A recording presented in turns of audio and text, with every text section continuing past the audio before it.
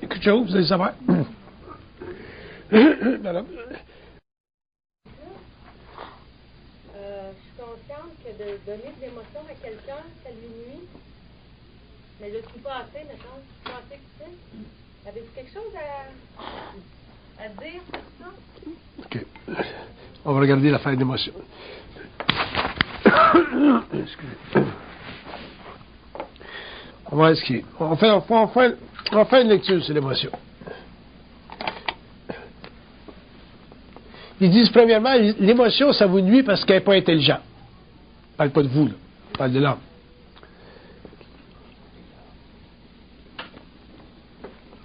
Pour que l'émotion soit utile, pour l'homme, il faut qu'elle soit très unie au mental. Exemple. Vous allez dans un musée, vous voyez une grande pièce d'art, ça vous met en vibration parce que le principe de l'esthétique ou le principe de la beauté avec l'esprit est très, très, très présent. Ça vous amène des larmes. Ça va durer quelques secondes, puis après ça, ça coupe sec. Il dit ça, c'est un exemple d'une émotion intelligente. Fait que l'émotion, elle vous sert à quoi? Il dit ça vous sert à mesurer l'intensité de la production artistique, la grandeur du chef-d'œuvre. Où l'homme perd de l'intelligence dans l'émotion, c'est surtout dans ses relations humaines, dans le couple, là, l'éducation des enfants, quand ça nous touche de proche. Regardez ce qu'ils disent sur ça.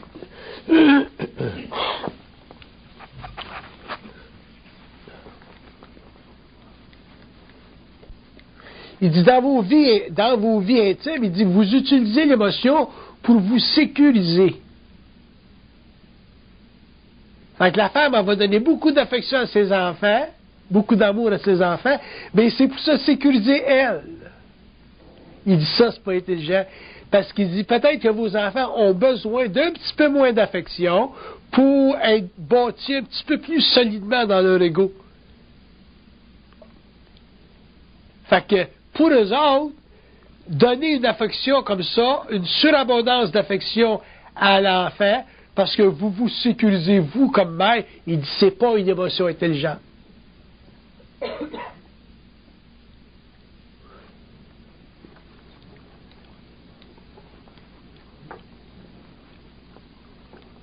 Il dit, quand vous utilisez l'émotion, il dit, vous êtes censé l'utiliser toujours en fonction d'un principe d'ordre. Il faut que ça mène à de l'ordre de l'émotion.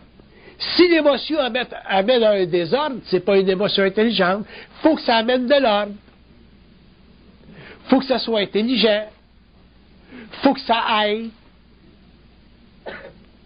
Si l'émotion ne fait que supporter, puis supporter, puis supporter, éventuellement, c'est plus bon parce que vous empêchez l'autre de grandir.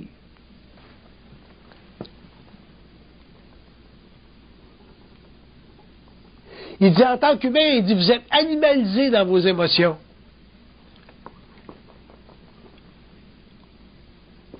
Il dit, vos émotions ne sont pas supportées par votre esprit. Il dit, elles sont mises en vibration par votre âme.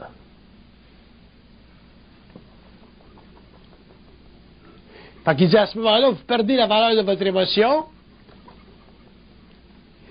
Puis il dit, vous n'êtes pas capable d'aider l'autre à grandir. Il dit, en ce qui concerne vos émotions, il dit, vous êtes tout à l'envers sur la terre.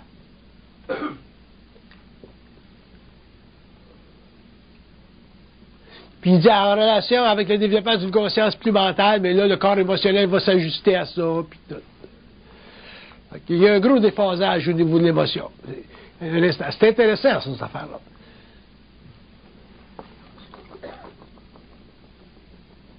Il dit, l'émotion, c'est ce qui est de plus utilisé dans l'expérience de la conscience expérimentale sur la Terre pour faire divaguer l'homme et y faire vivre de l'expérience.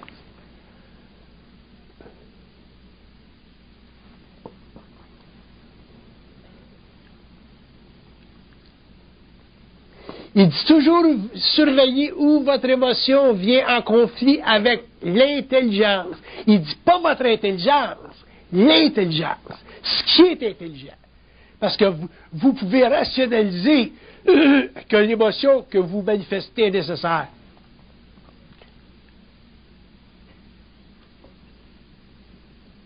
Moi, je vous donne un exemple, mais c'est un exemple hors contexte.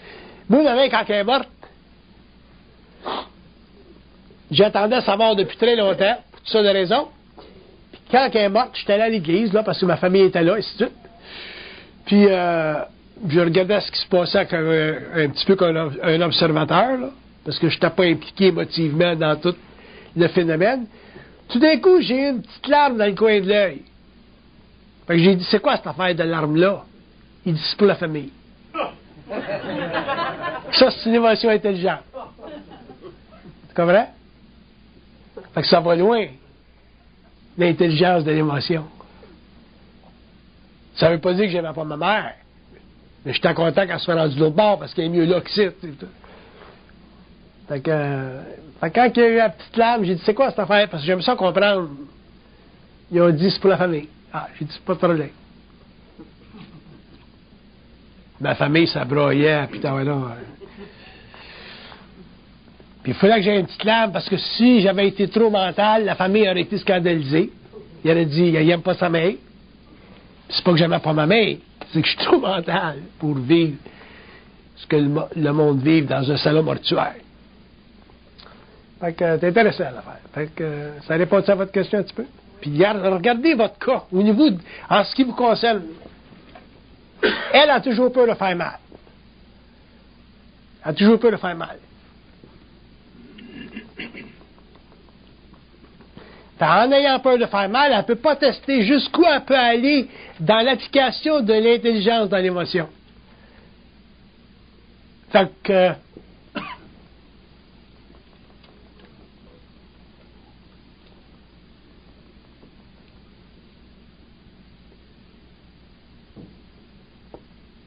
Fait qu'il dit que ça devient difficile pour elle de mettre le point sur sa maturité émotionnelle.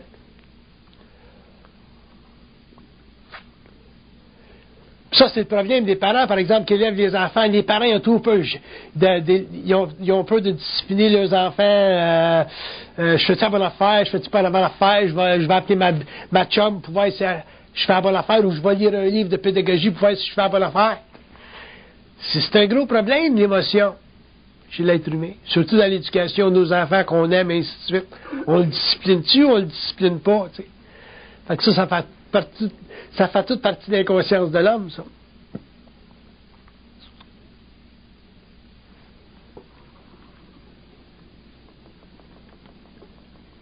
Ils disent que le développement de l'intelligence, de l'émotion, de l'intelligence dans l'émotion, ça sera le plus grand travail fait au niveau de la conscience de l'homme sur la Terre. On parle de l'homme en évolution de conscience. C'est très intéressant, l'émotion.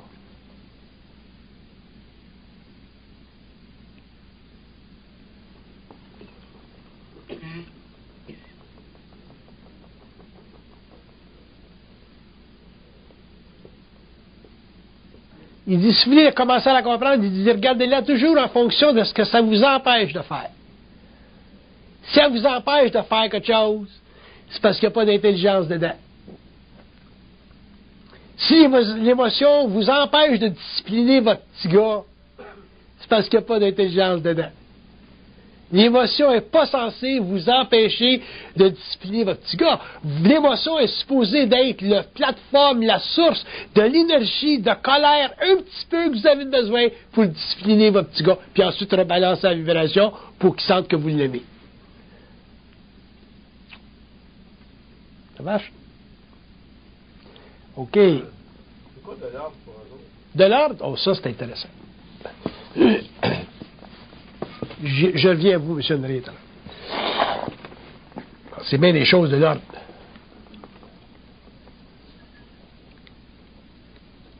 Ils disent de l'ordre, c'est de la paix, de l'équilibre au niveau des femmes puis leurs relations. Ils disent c'est un principe qui fait partie de... Voilà.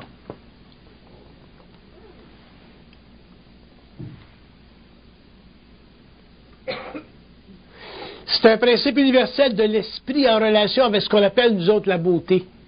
Quand il y a de l'ordre, c'est de l'ordre, c'est de la beauté. Le désordre, c'est une absence de beauté. Va dans la maison de quelqu'un, Puis tu vas voir, d'après le degré d'ordre, le niveau d'ordre, son état mental. Quelqu'un qui est dans dépression, il n'y aura pas d'ordre dans la maison. Quelqu'un qui fonctionne, qui a une famille bien ajustée, qui a un travail qui est relativement heureux, il va avoir plus d'ordre dans la maison. L'ordre, c'est connecté à la beauté. Il y a beaucoup de désordre maintenant dans notre civilisation. Pourquoi? Parce que la civilisation est extrêmement stérilisée.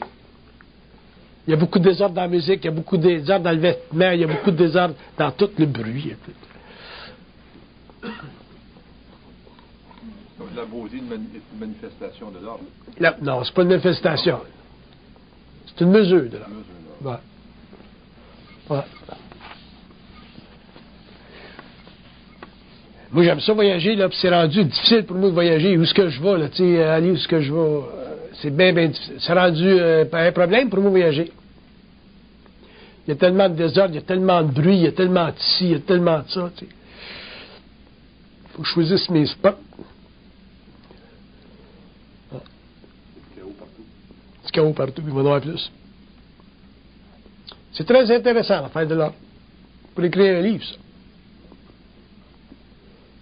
Oui, allez. Au point de vue scientifique, il y a l'entropie qui constitue un problème, si on veut, de dégénérescence énergétique. Est-ce qu'il y a un lien avec l'ordre, la beauté, tout ça, comme étant l'envers de ce produit de ce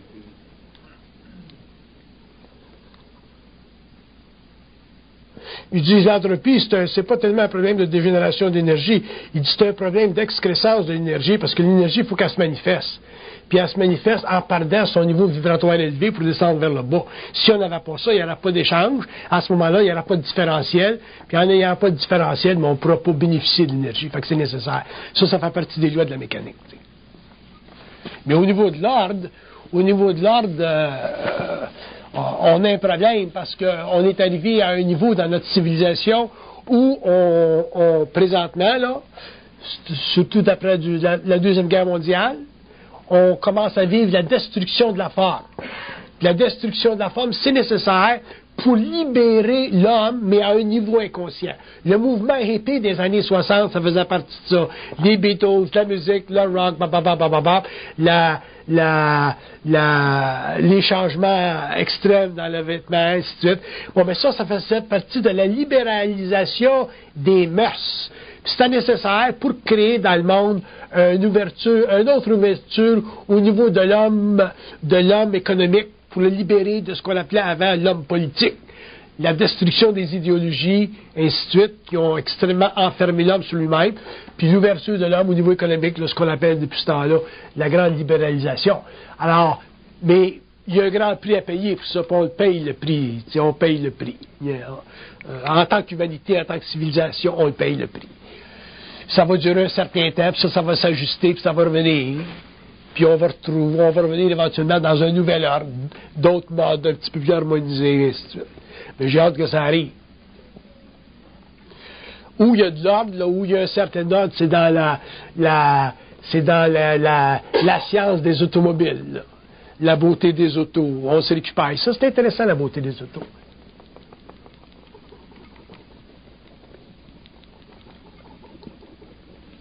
Il dit, la beauté des autos, il dit, elle est le résultat du fait que vous êtes arrivé à un âge de perfectionnement. Fait que l'âge de perfectionnement est connecté avec notre science puis notre acuité scientifique. Fait que là, on a des belles autos, des beaux avions, ainsi de suite. Là, il y a un ordre, là. Mais par contre, c'est plutôt au niveau émotionnel qu'on est on vit des grands désordres. Au niveau émotionnel religieux, au niveau émotionnel psychologique, c'est au niveau de l'identité de l'individu qu'il y a un grand désordre. Au niveau de la matière, il y a des grands ordres. On fait des grandes choses au niveau architecture. On fait des grandes choses au niveau engineering. On fait des grandes choses au niveau mécanique. On fait des grandes choses. En science, on avance très, très rapidement. On fait des belles choses, malgré qu'il y a un arrière-plan là où on fait beaucoup de destruction parce qu'on ne connaît pas les lois de conséquences. Donc, il y a beaucoup de pollution dans le monde, dont on va payer très cher le prix au 20e siècle, au 21e siècle. Puis, mais au niveau individuel, il y a beaucoup de désordre. Tandis qu'avant, il y en avait du désordre au niveau individuel, mais c'était pas le même genre de désordre. Aujourd'hui, là, c'est un désordre qui est très, très fracassant. Mais ça fait partie du fait que l'individu, l'homme involutif, inconscient, est en train de chercher une identité. Fait qu'on se cherche une identité en se mettant des pendants d'oreilles ici, puis au nombril, puis des peintures sur le corps, puis toutes sortes de choses qui créent des chocs aux vieilles générations, mais qui, pour les jeunes, ça fait partie d'une nouvelle identité. Puis dans 2000 ans, on va regarder en arrière, puis on va voir les gars d'aujourd'hui ou les gens d'aujourd'hui, on va dire ces gens-là, c'était des saints comparé à nous autres, techniquement. C'est comme les Égyptiens, on avait trouvé un papyrus égyptien où on disait que dans le papyrus que la génération avant était beaucoup plus sage que la génération d'aujourd'hui. Puis ça, c'est là 3000 ans. Donc, tu regardes des pays des années 60, c'est dans la crème glacée comparé avec ce qui se passe aujourd'hui, tu sais. Fait qu'imagine-toi, mais quand on va tomber au niveau des rollerballs dans 10, 15, 20 ans, là. Fait que, puis il y a des choses qu'on peut pas savoir. En tout cas, il y a des choses que moi, j'ai pas le droit de parler en public, mais il y a des choses qu'on peut pas savoir, puis c'est bon qu'on ne sache pas. Mais il y a des choses très énervantes qui vont se produire dans l'avenir. Pourquoi? Pourquoi? Parce que l'homme a besoin de grands chocs pour stabiliser ses énergies. C'est comme les Américains, l'affaire de New York. Ça a pris des grands chocs à la tour de New York, qui est le grand centre symbolique mondial de la finance, pour que les Américains ajustent leur politique étrangère. C'est pas encore fait, par exemple. Bon, ça va se faire. Bon, ça va se faire. Ils sont obligés de le faire. Parce que c'est pas des sans-dessin, les Américains. Là. On parle de l'élite. Là. Ils vont le faire. Puis les Américains, avec le temps, au lieu d'être une grande puissance, ils vont devenir un grand leader. Ça va être un grand leader. Là, ils sont une puissance. Un jour, éventuellement, ils vont devenir un grand leader dans le monde. Parce qu'ils ont trop de puissance militaire, ils ne peuvent pas partir, ils ne vont pas partir. Mais le choc, ça l'a ajusté. C'est dur de contrôler le pouvoir, c'est dur de maîtriser le pouvoir. Regardez-vous dans vos industries, là, quand vous êtes chef de corporation, chef d'un département à l'hôpital, chef d'un département dans les écoles. C'est très dur. L'ego a besoin du pouvoir pour se donner de l'identité. C'est la même chose au niveau des nations. Quand tu prends des pays comme les Américains qui sont extrêmement puissants, puis ce qu'on sait d'eux autres au niveau science aujourd'hui, c'est ce qu'on voit publier, là, ce qui est sorti, c'est pas ce qui se fait dans les laboratoires. La politique américaine, c'est de toujours être 5 ans en avant sur ce que le monde sait. Ça va donner une idée. Ils ont gardé le stealth bomber secret pendant 10 ans avant de l'utiliser dans le Desert Storm en Afrique. 10 ans. C'était caché dans les hangars à Los Angeles. Personne ne le savait. Fait que là, regardez, contrôler, avoir le pouvoir, avoir du pouvoir en tant que nation, c'est très difficile. C'est pour ça que les gens qui critiquent trop les Américains ne savent pas, connaissent pas, réalisent pas jusqu'à quel point c'est un grand peuple. Oui? Il y a beaucoup de satanisme dans le monde. C'est quoi la fonction du satanisme? C'est quoi le satanisme? Ils disent que c'est une astralisation extrême de la conscience humaine. C'est l'astralisation extrême de la conscience humaine en relation avec des entités de basse vibration. Puis la raison que ça existe, le satanisme, c'est parce que... C'est quoi son but final, son objectif?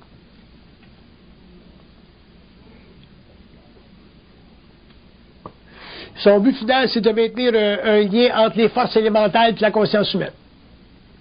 C'est le but du satanisme, c'est ce que ça fait. Ça maintient, c'est comme le satanisme, c'est un petit peu comme un fil électrique. Ça fait une connexion entre l'homme, entre l'ego, celui qui pratique le satanisme, ou les sectes qui pratiquent le satanisme, puis les forces élémentales.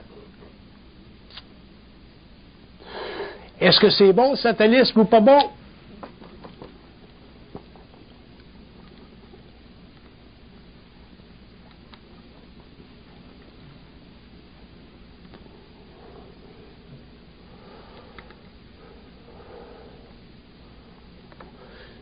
Ils disent que c'est une divagation de l'esprit, c'est pas un code moral ou immoral. C'est une divagation de l'esprit, mais ça peut mener à un code moral ou immoral. Mais c'est une divagation de l'esprit.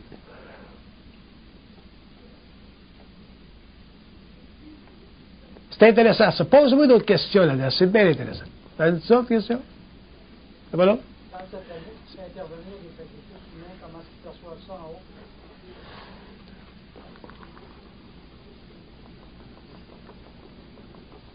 Ils disent ils font intervenir le sacrifice humain, le satanisme, c'est parce que les forces élémentales sont plus puissantes que les forces humaines. Puis ces forces-là, en général, sont les forces qui ont été à l'origine de la destruction de l'Atlantide. Donc il y a beaucoup de continuité dans le processus de l'évolution. S'ils ont existé. Excusez-moi. Très bien.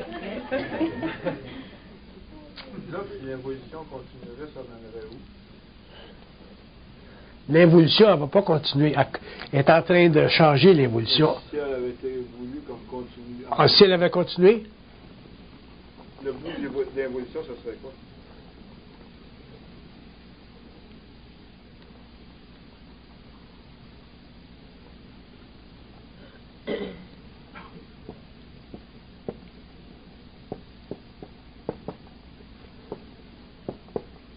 Je comprends pas ce qu'ils veulent dire.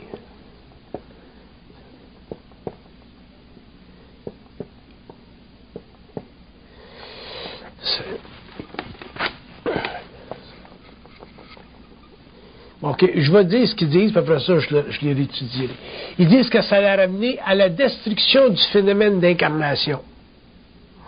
Ça veut dire ça qu'éventuellement, les âmes ne se seraient plus incarnées, puis ça aurait été la disparition de l'humanité. Parce que ce qui maintient la continuité de l'humanité, c'est l'incarnation. À partir du moment où les âmes ne se réincarnent plus, ça aurait été la disparition de l'humanité. Ça aurait été fini. Quel que soit le nombre d'années, ou de siècles, ou de générations. C'est juste l'humanité ou tout ce qui existe à la Terre? Non, l'humanité. Je commence avec l'humanité. Juste l'humanité. Ouais. Le dépendant, comment ça serait fait, à quel niveau, quelles auraient été les forces pour faire ça, c'est un autre pain de manche, il faudrait leur demander. Mais techniquement, ça a ramené à la destruction de l'humanité. Donc l'évolution était nécessaire pour qu'on puisse la reproduire.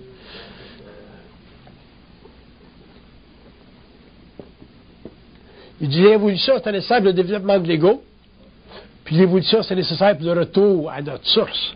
Parce que l'homme doit passer un jour à une conscience morontielle. Conscience morontielle, ça veut dire que tu es conscient, mais tu n'es pas dans ton corps physique.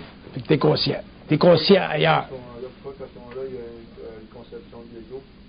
Pardon? Pourquoi qu'il y a une conception de l'ego? Il y a une conception de l'ego parce qu'on n'est pas suffisamment unifié aux autres.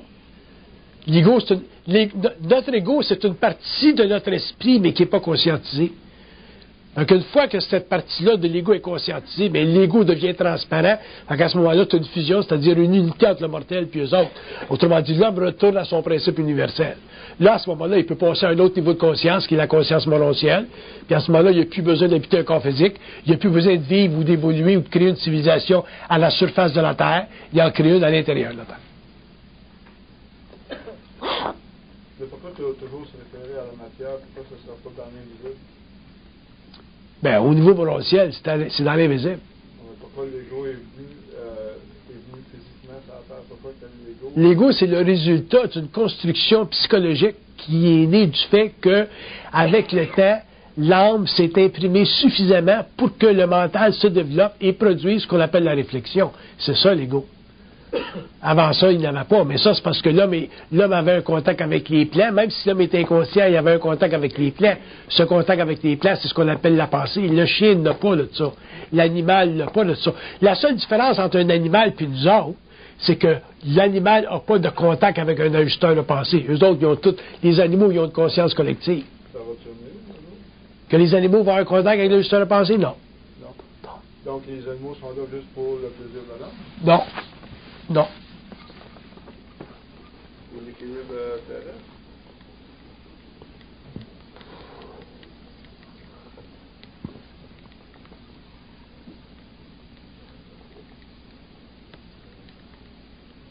Il dit, les animaux sont là sur la terre pour permettre à l'âme de vibrer au principe de l'amour. Dans de l'âme, en relation avec l'animal, développe de l'amour. L'amour, c'est pas dans le sens qu'on le parle là. C'est le sens d'un lien avec, c'est un sens, dans le sens d'un attachement avec. Les animaux amènent l'âme à évoluer sur la terre. À un niveau très très bas, là, mais à évoluer sur la terre. Si tu prenais un homme là qui serait qui détruirait les animaux, qui serait mauvais, si tu veux, pour les animaux, là, tu peux être sûr qu'il y aurait une vibration très négative, une conscience très négative. Donc, les animaux, à cause de leur beauté, notre contact avec eux autres, ainsi de suite, ça met l'âme en vibration. Et ça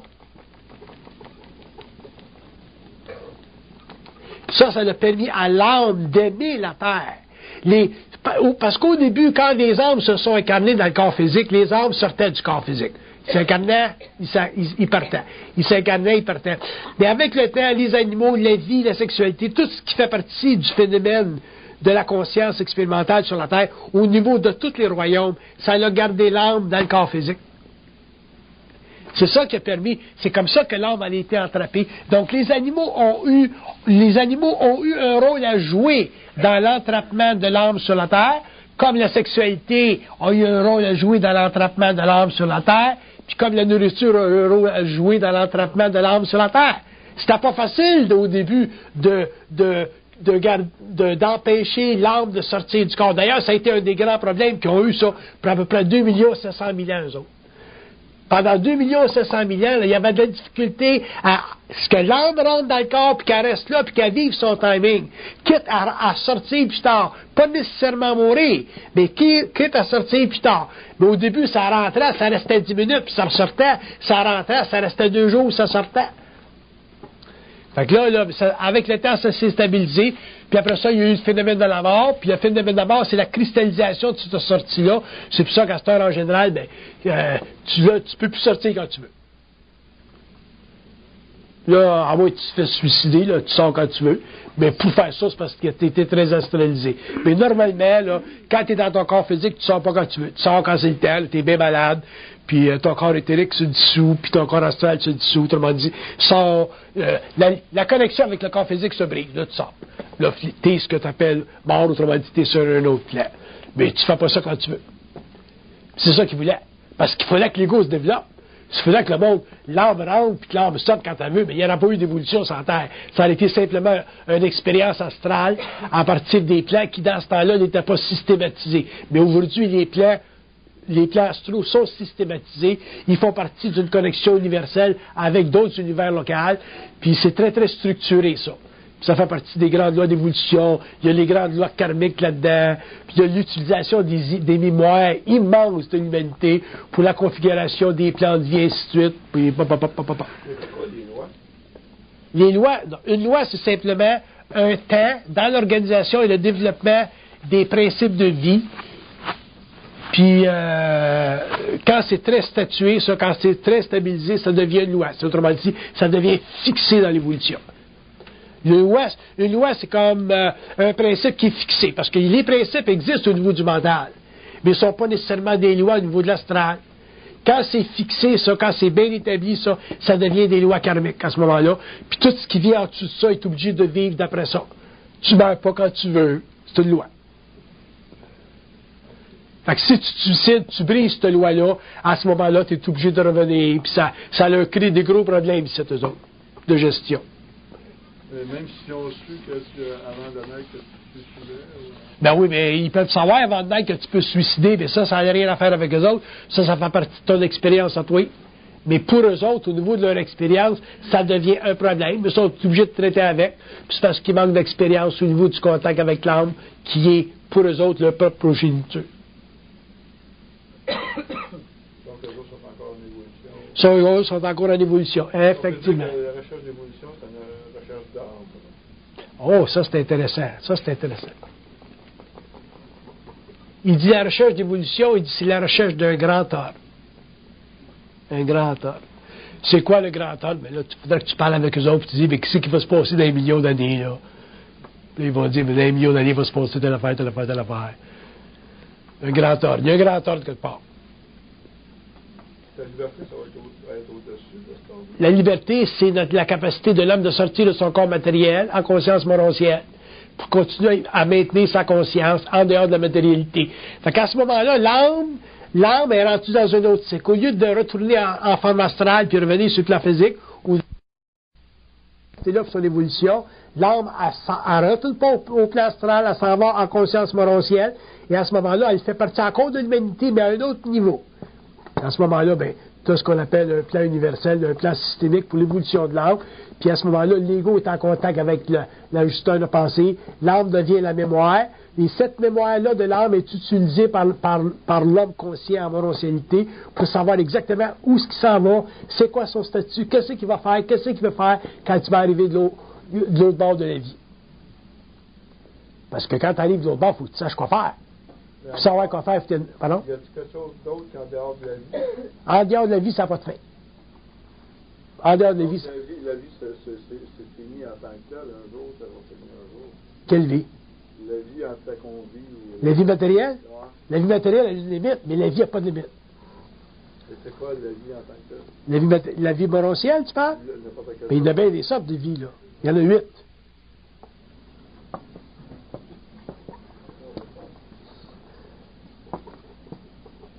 Les dernières vies, là,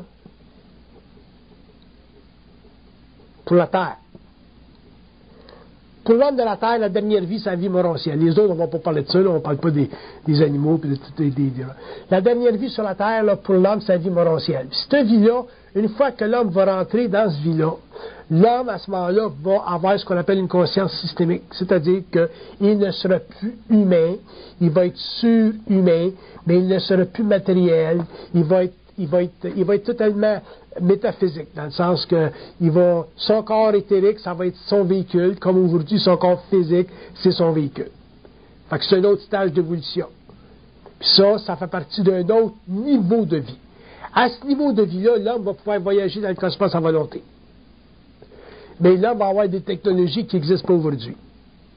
L'homme va se créer des technologies qui n'existent pas en moroscialité, parce que l'homme va pouvoir manipuler l'énergie à volonté, comme on manipule la matière, disons. Fait que ça va être une autre vie, ça. Puis probablement que après cette vie-là, il y en aura d'autres, mais là, ça va trop loin dans le temps, puis c'est inutile de savoir ça. Ça n'a pas de fin, l'évolution. Si on regarde la fin, là, la fin, c'est quoi l'éternité, par exemple? C'est quoi l'éternité? Il dit l'éternité, ça n'existe pas. Il dit c'est qu'une façon de penser que ça n'a pas de fin. Une façon de penser que les choses n'ont pas de fin, c'est ce qu'on appelle l'éternité. Mais en réalité, ça n'existe pas de choses qui n'ont pas de fin. Donc l'éternité aussi n'existe pas. Pourquoi? Parce qu'il dit tout est en vibration. Tu ne peux pas arrêter un atome, tu ne peux pas geler un atome, tout est en vibration. Il y a des systèmes atomiques très, très, très grands, très vastes qui peuvent être arrêtés, qui peuvent être gelés. Mais sur le plan individuel, sur le plan conscience atomique, ça ne s'arrête pas. Fait que c'est des concepts humains, ça, qu'on peut transférer dans une mathématique, c'est des concepts humains qu'on peut transférer dans une métaphysique, c'est des concepts humains qu'on peut transférer dans une psychologie investigative ou dans une psychologie cognitive, mais ça n'a rien de réel. Ça fait partie des étapes psychologiques du moi qui veut saisir une infinité quelconque. C'est pour ça que les gens qui ont une certaine fusion, comme moi, par exemple, pour les protéger de savoir, ne peuvent plus penser. C'est pas que penser, c'est pas bon, c'est que penser, c'est plus nécessaire. Fait que quand penser, c'est plus nécessaire, le savoir devient instantané. Fait qu'à ce moment-là, ben, tu peux décrire les lois universelles, mais sans être obligé de les comprendre. C'est un petit peu ma situation. Moi, je comprends rien, mais je sais tout. Je suis bien de même. Mais savoir tout, ça veut dire simplement avoir accès à un certain niveau d'information qui fait partie de la communication télépathique que j'ai avec eux autres. Qui est dû à ton ego qui est conscientisé. Pardon? Qui est dû à ton ego qui est dû, ouais, c'est le résultat de l'ego conscientisé, c'est ça. Ce qu'on appelle un ego conscientisé, là, c'est un ego qui est totalement transparent. Il n'y a plus de réflexion dedans. Quand il n'y a plus de réflexion, il n'y a plus de pensée. Quand il n'y a plus de pensée, le canal est ouvert. À ce moment-là, ben, tu ne peux plus souffrir de ta conscience. Sans ça, ça serait un martyr, ça, cette affaire-là. T'aimerais mieux être ignorant que... Tu sais. Oui? L'éternité, ça n'existe pas. Puis des fois, tu fais... Les éternels. Les éternels. Ah. Il faut qu'on donne des noms à des entités qui vivent dans certains temps. Puis le meilleur nom qu'on peut donner pour le moment, c'est des éternels. Mais si on était en moroscialité, on leur donnerait un autre nom. Les éternels en conscience moroscielle, leur nom, c'est des préchets. Mais préchets, ça ne veut rien dire pour nous autres. On les appelle les éternels ici, avec notre linguistique là, italienne, grecque. en évolution, eux autres, quand même en temps comme un peu des éternels. Les éternels ne sont pas en évolution. Les éternels sont des êtres extrêmement intelligents, extrêmement puissants, très créatifs, qui sont stabilisés, et leur fonction, eux autres,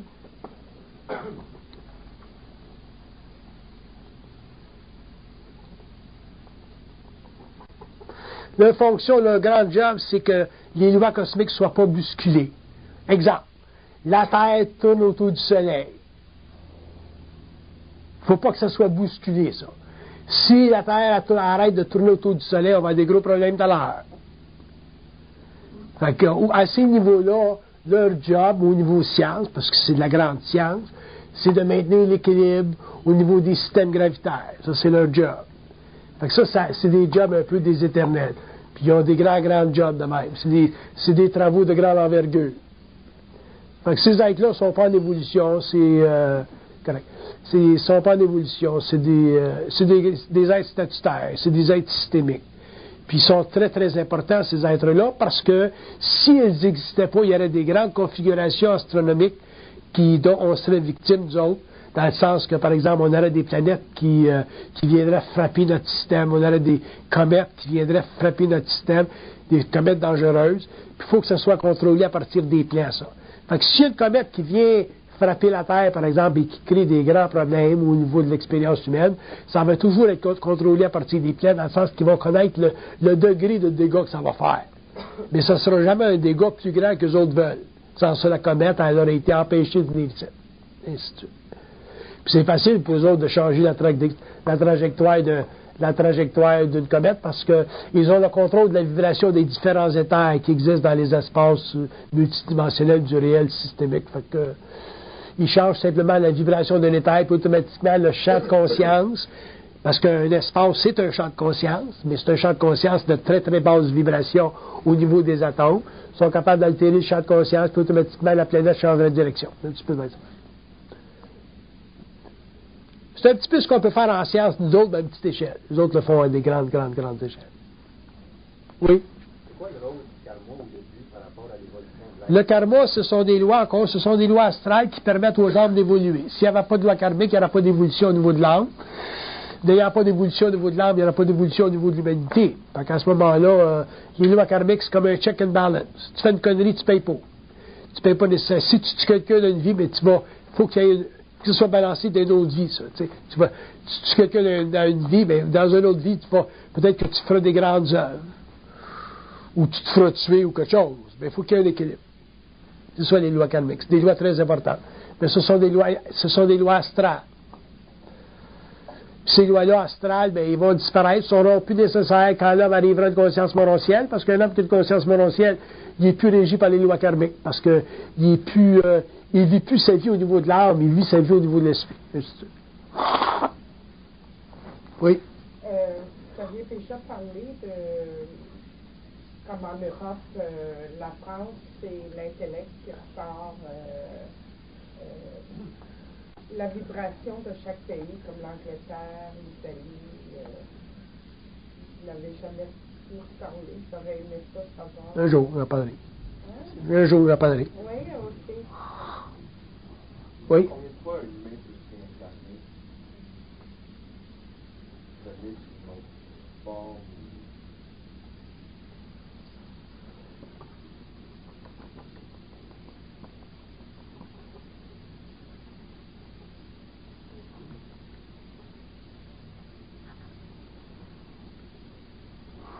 Ils disent qu'ils ne veulent pas qu'on ait d'idées numériques sur ça. Ils veulent simplement savoir que le phénomène existe. Ils ne veulent pas qu'on ait d'idées numériques. Parce que si on a des idées numériques,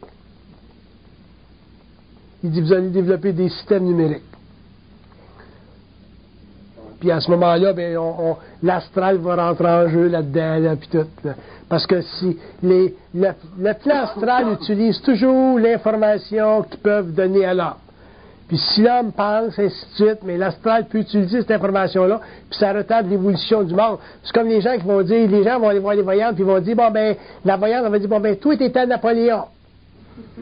Il y a bien du monde qui se sont fait dire qu'ils ont été Napoléon, puis il n'y en a eu un qu'un Napoléon, tu sais. Mais ils vont jamais dire, t'étais un petit cul en Afrique. Tu sais, un voyant ne va jamais dire que tu étais un petit cas en Afrique. Tu viens de la Mongolie ou quelque chose.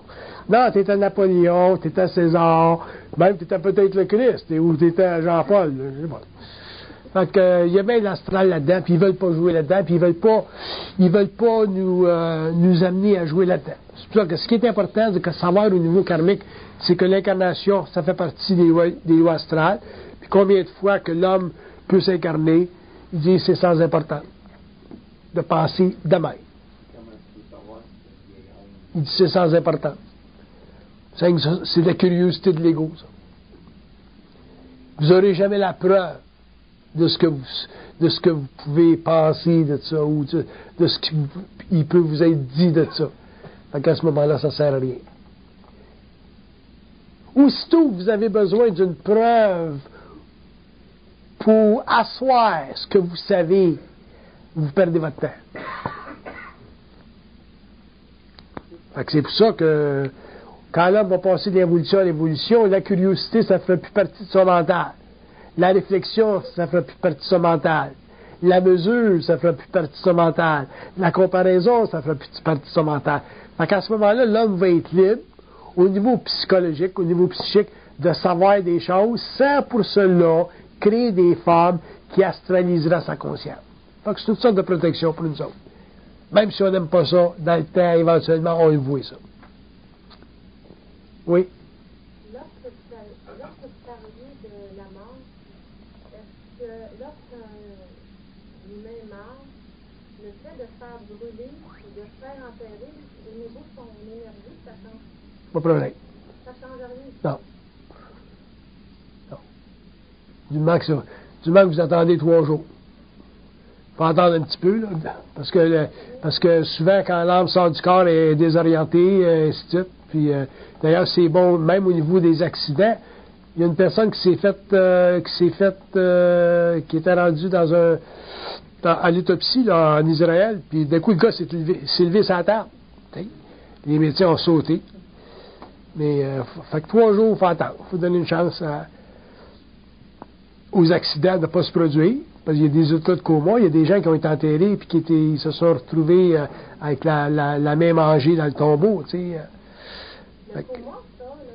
Le coma, c'est la suspension du corps éthérique. Fait que quand le corps éthérique est en suspension, mais tu as l'impression d'être mort, mais tu es là. Tu es sur le plan éthérique. Tu fais rien. Ça fait partie de ton expérience. Ça fait partie de l'expérience karmique. Ça peut faire partie de l'expérience de tes enfants, de ta femme, ton père, les gens qui sont autour. Puis si un jour tu dois mourir, éventuellement, tu vas sortir, tu vas passer à la mort. Tu ne reviendras pas de ton coma. Puis si tu reviens, mais tu vas avoir une expérience particulière. Tu vas dire, qu'est-ce qui s'est passé? Ils vont dire, mais ça fait 2 ans que tu es dans le coma. On dit, 2 ans? Ouais. On est dans le coma, c'est dans le l'astral. Quand tu es somnambule, tu es dirigé par une entité astrale. Quand tu es somnambule, c'est une entité astrale qui te dirige, qui prend ton corps là, temporairement et qui se promène avec. Les somnambulistes, ils aiment ça, eux autres, l'autre bord. C'est comme un joyride pour eux autres. Il est à côté. Oui. Oui. Vous avez parlé du rôle des animaux tantôt pour l'homme. Vous allez chercher le monde quand ça part.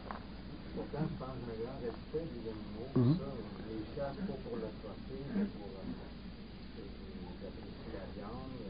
OK. Je vous donne le plus.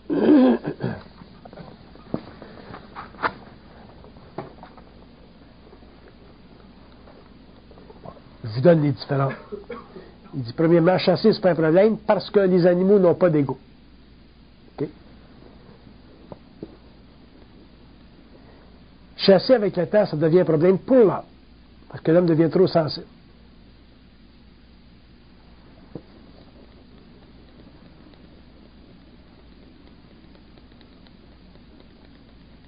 Parce qu'il dit, avec le temps, l'homme va sentir trop la vibration de l'animal.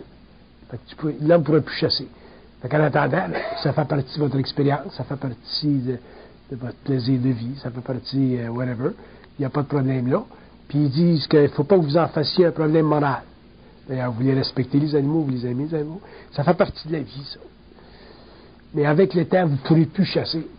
Pas parce que ça sera pas parce que ça sera pas bon, mais vous ne pourrez plus chasser. Moi, je peux même pas aller à la pêche.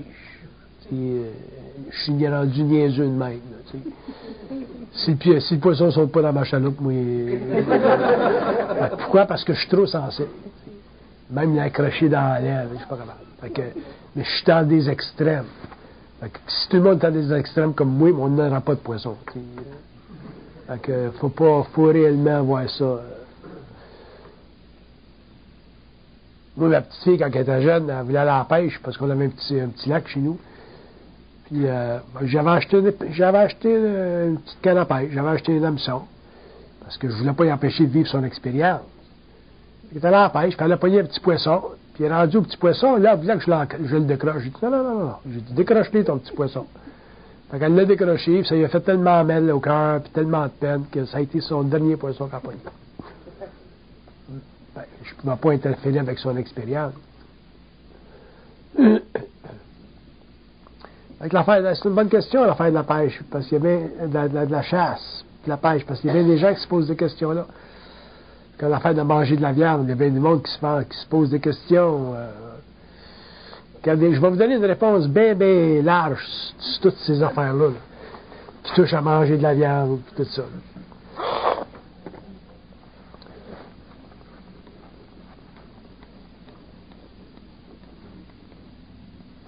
Il dit, sur le plan matériel, il dit, vous avez la tendance à spiritualiser tout ce que vous faites. Puis à cause de ça, il dit, vous vivez des chocs orthos. L'Indien, lui, il ne spiritualise pas ce qu'il fait. Il s'en va à la chasse, il tue le buffalo, il lève le buffalo, il mange le buffalo. Et là, nous autres, on est rendus tellement, on se pose tellement de questions philosophiques, spirituelles, ésotériques, là, qu'on est rendu tout tellement capoté. Je ne parle pas de vous, là. On se pose des questions. Fait qu'on souffre pour rien. Puis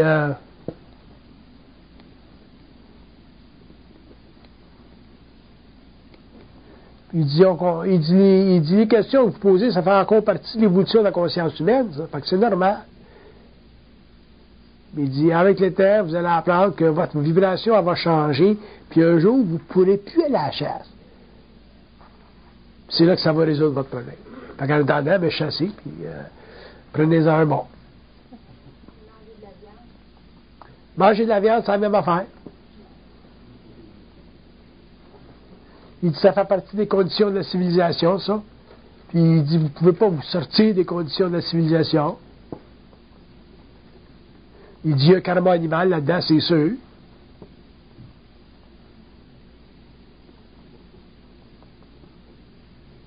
Il dit, un acte devient violent quand il est mal intentionné. Quand tu manges de la viande, tu n'es pas mal intentionné. Même celui qui est à l'abattoir, il n'est pas mal intentionné. C'est quand vous êtes mal intentionné que là, l'acte devient violent, puis que là, vous vous attirez vous risquez de vous mettre sous des lois karmiques. Moi, je l'ai vu, le karma des animaux sur la terre, le karma de l'homme, là, le karma, les souffrances des animaux sur la terre, c'est abominable. J'ai vu ça une fois dans ma vie, puis je voudrais jamais refaire ça. C'est abominable. C'est pour ça que les animaux, il faut prendre soin de ça. Au niveau de la viande, ça fait partie des conditions de la civilisation. Il dit les conditions de votre civilisation, ça fait partie de l'expérience de l'âme, mais ça ne fait pas partie de l'expérience de l'esprit. Parce que l'esprit, il est toujours au-dessus de la forme. Mais l'âme, elle, peut vivre des choses. Là, c'est votre expérience personnelle. Tout ce qui se passe au niveau de la terre, manger de la viande, c'est tout au niveau de l'expérience de l'âme, ça. Les questions qui sont liées à ça, ça fait partie de votre évolution spirituelle. Si vous étiez dans une conscience mentale, vous n'auriez pas ce problème-là, cette question-là. Parce que ça ne ferait pas partie de votre expérience au niveau de l'âme.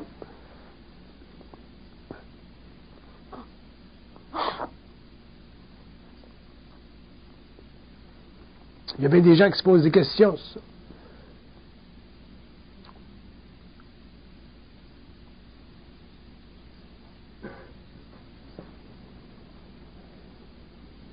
Puis il dit d'ailleurs, il y a des gens qui devraient manger de la viande. Il y a des gens qui ne mangent pas de viande, puis qui devraient manger de la viande, puis en mangeant pas de viande, ils se rendent malades. Il y a des gens qui ne devraient pas manger de viande, puis en mangeant de la viande, ils se rendent malades. Il y a des liens ancestraux entre le royaume animal et l'homme. Il y a eu des périodes dans l'évolution de l'humanité où l'homme a développé un certain type de sang parce qu'il faisait partie d'une société agriculturelle. Une autre phase, l'homme faisait partie des sociétés de chasseurs, donc il a développé un lien pour la viande. Ça fait partie de la génétique. Donc, c'est un type de sang qui est connecté à ça. Si vous allez contre ces lois fondamentales biologiques-là, même là, vous allez vous rendre malade.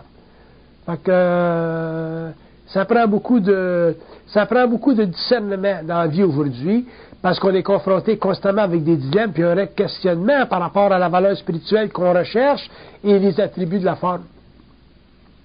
Fait que, cassez-vous pas trop la tête, là. Sans ça, vous allez être malheureux pour rien, puis vous allez manger du poisson quand vous devriez manger de la viande. Oui? Moi, j'ai des miniers de 3 milliards. J'ai 10 enfants. Dites-moi pas c'est Ramsès II. Allez.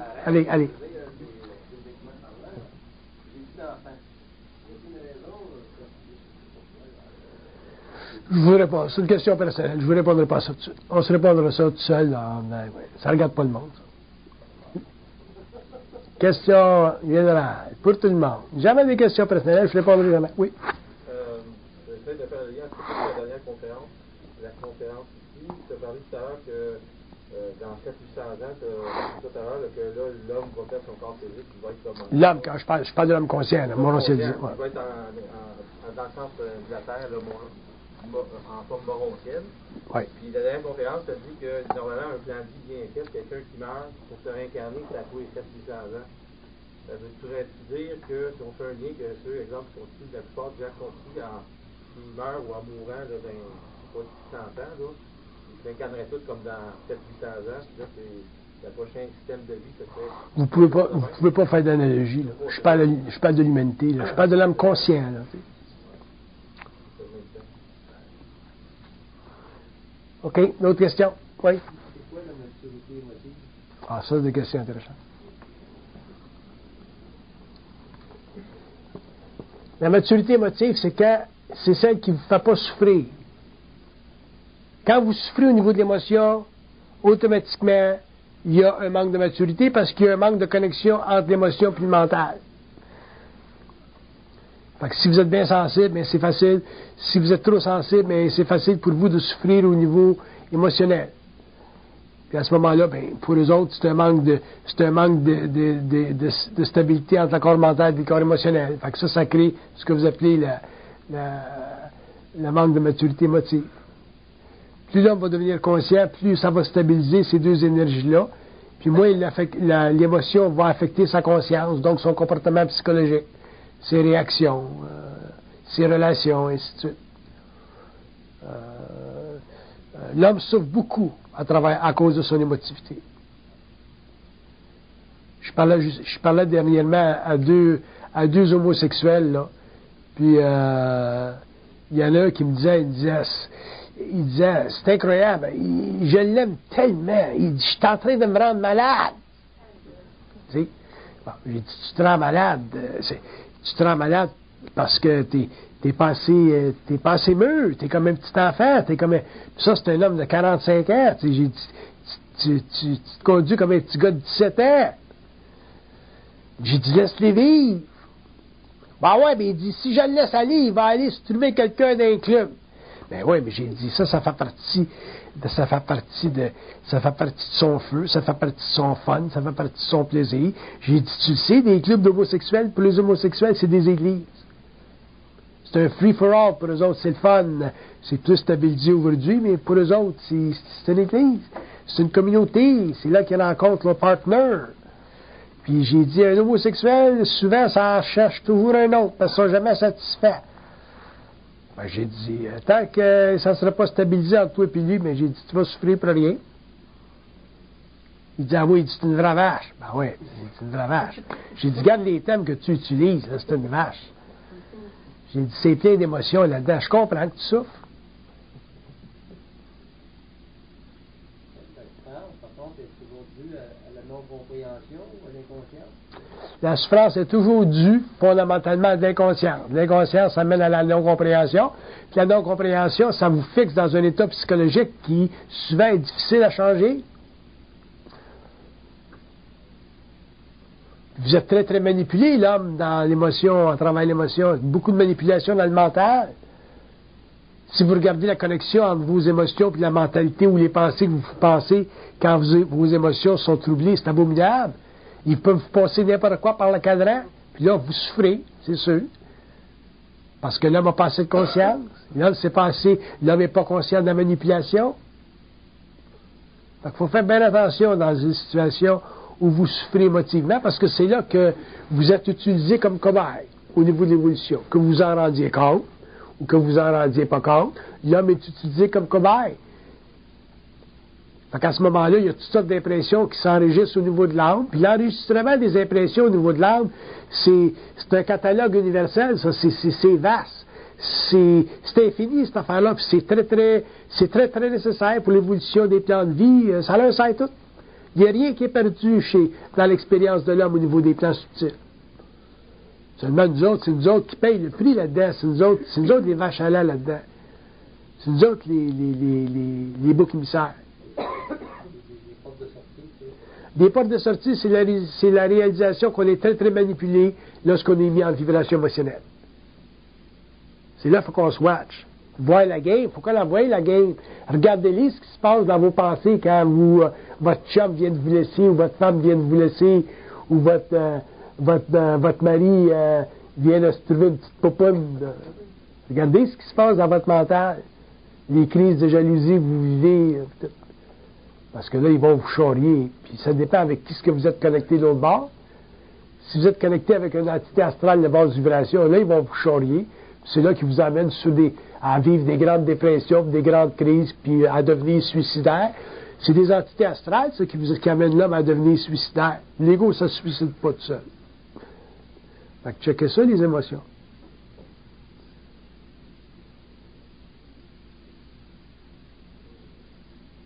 Moi, je suis même pas capable. Moi, si j'étais avec une femme, je serais jamais capable d'y exprimer mon amour comme vous autres vous le faites.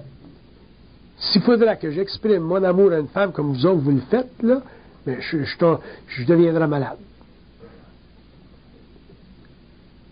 Faut que j'en donne, faut que je le dise un petit peu, là. Faut que j'en donne un petit peu. Mais vous autres, je serais pas capable. Je me mettrais bien trop en vibration. Je passerais mon temps à pleurer. Des déclarations d'amour que j'entends souvent, là. Moi, je me saoule. Ça, c'est sûr.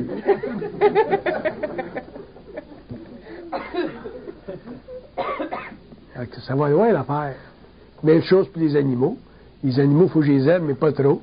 Il faudrait que j'aime les animaux comme je peux les aimer, mais je souffrirais bien trop. Ben, l'amour, c'est une énergie cosmique qui est vécue au niveau du corps astral, mais il faut que ça soit balancé au niveau du corps mental. Sans ça, tu vis des états abominables. Le balancement, c'est dans la réalisation que aimer, c'est fait pour